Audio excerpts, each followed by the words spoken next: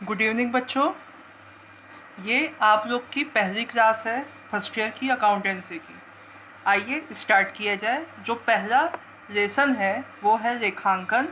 आपका इंट्रोडक्शन इसमें आपको दिया जाएगा कि लेखांकन की क्या आवश्यकता होती है, उसका विकास क्या है, उसकी विशेषताएं क्या हैं, उसका उद्देश्य क्या है और किस वजह से लेखांकन किया जाता है।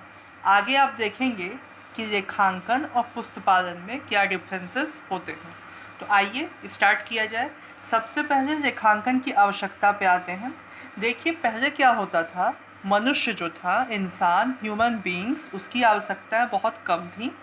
आवश्यकताएं कम होने की वजह से उसके बिजनेस ट्रांजैक्शन भी बहुत ही सीमित संख्या में होते थे। बेसिकली एक पर्सन ही अपने आवश्यकताओं की चीज़ों को बनाता था और जो उसकी आवश्यकता से अधिक हो जाती थी उसको मार्केट में ले जाके बेच देता था। यानी बहुत ज़्यादा कॉम्प्लेक्सिटी नहीं थी, आपका श्रम विभाजन नहीं होता था और बहुत स्पेशलाइजेशन नहीं होता था। ठीक है। अब देखिए, तो इसके जब सब कुछ बहुत कम होता था तो लोग जो बिजनेस ट्रांजैक्शन होते थे उसको मौखिक रूप से यानी अपने अपने दिमाग में ही बैठा लेते थे और उनको पता होता था हमने किसको क्या बेचा है, हमने किसको क्या दिया है। ठीक है। तो इस समय में रेखांकन की कोई खास आवश्यकता होती नहीं थी। लेकिन उसके बाद क्या हुआ, मनी का इन्वेंशन हुआ। मनी की इन्वेंशन होने से आपके प्रोडक्शन और डिस्ट्रीब्यूशन ये बहुत तेज़ी से होने लगे। बहुत तेज़ी से होने के वजह से यानी बिजनेस बहुत ही अधिक होने के वजह से व्यावसायिक जो ट्रांजैक्शन है उनकी संख्या में वृद्धि हुई। विज्ञान में आपके प्रगति हुई। विज्ञान के प्रगति होने के वजह से परिवहन के साधन यानी मोड ऑफ ट्रांसपोर्ट पैदा हुए। यानी अब उन इलाकों में भी पहुंचना आसान हो गया जहां पे पहुंचना काफ़ी मुश्किल था। इन सब के वजह से हमारे जो बिजनेस है उसके ट्रांजैक्शन में बहुत ज़्यादा वृद्धि हुई। ठीक है। अब एक सामान्य व्यक्ति के लिए, एक नॉर्मल पर्सन के लिए ये पॉसिबल नहीं था कि वो सभी ट्रांजैक्शन को एक साथ अपने दिमाग में बैठा ले, क्योंकि भूलना मनुष्य का स्वभाव है। ठीक है। और ये मानव मस्तिष्क की बहुत, एक कह सकते हैं आप, एक बहुत बड़ी कमी है कि उसको सभी चीज़ें एकदम एग्जैक्ट याद नहीं होती हैं। अतः लेखांकन की कोई आवश्यकता महसूस की जाने लगी, किसी ऐसे सिस्टम की आवश्यकता महसूस की जाने लगी कि जिसको जब हम देखें तो व्यापारिक ट्रांजैक्शन की सही एवं वास्तविक चित्र हमें प्राप्त हो सके। इस प्रकार लेखांकन का जन्म हुआ। लेखांकन का विकास धीमे धीमे हुआ। स्टार्टिंग में ये ऐसा नहीं था जैसा कि आज दिखता है।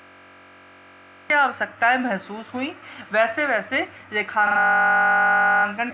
अच्छा, ये ध्यान दीजिए, आज के समय में लेखांकन केवल व्यवसाय के स्वामी के लिए यानी केवल ओनर के लिए ही आवश्यक नहीं है, बल्कि वो उन सभी व्यक्ति के लिए आवश्यक है जिनका जिनका व्यवसाय में इंटरेस्ट होता है, हित होता है।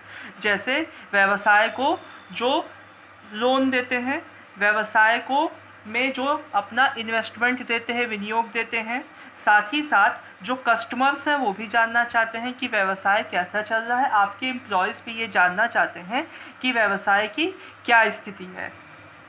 ठीक है। अच्छा, जो बैंक होते हैं आपको लोन देने से पहले ये जानना चाहते हैं कि क्या आपका बिजनेस इस क्षमता का है कि उनका जो लोन है वो वापस उन्हें दे सकेगा। तो ये सब चीज़ें आपको बतानी होती हैं, समझानी होती हैं। आपके जो गवर्नमेंट है उसको भी टैक्स लगाना होता है, उसके लिए भी उसको आपके अकाउंटिंग की यानी आपके बुक्स ऑफ अकाउंट की आवश्यकता होती है। ठीक है। तो ये तो हो गई लेखांकन की आवश्यकता कि क्या आवश्यकता लेखांकन की आती है। अब आगे देखते हैं लेखांकन का विकास। देखिए, लेखांकन का विकास जैसा मैंने कहा कि जैसा आप आज देखते हैं वैसा नहीं था, ये धीमे धीमे विकसित हुआ। आप अपने देश में देखेंगे कि आपके यहाँ चाणक्य ने एक अर्थशास्त्र बुक लिखी थी, उसमें लेखांकन का उल्लेख आता है, उसमें अकाउंटिंग को बताया गया है।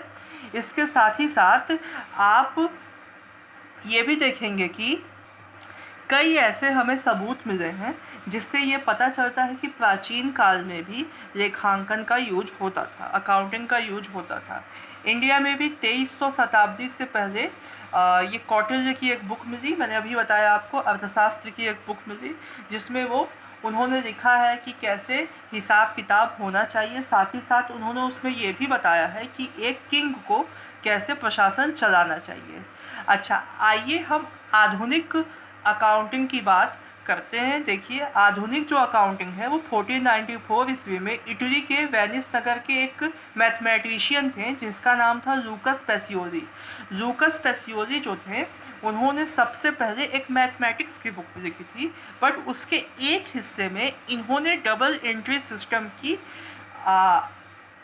भी एक उसमें दिया था। उस पुस्तक का नाम था डी कंप्यूटिसेट स्क्रप्चरी। ठीक है, ये थी तो मैथ की बुक, बट इसके एक भाग में बुक कीपिंग के विधियों का उल्लेख किया गया था, बुक कीपिंग के विधियों को बताया गया था। ठीक है, इसमें जर्नल, खाता बही, ये सब चीज़ें बताई गई थी। फिर देखिए 1543 में इसका अंग्रेजी में अनुवाद आया, इसका नाम था ह्यूज ओल्ड कैसल।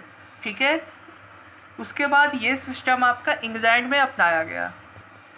19वीं शताब्दी में एक क्रांति आई जिसको हम औद्योगिक क्रांति बोलते हैं। ये बेसिकली ब्रिटेन में आई हुई थी।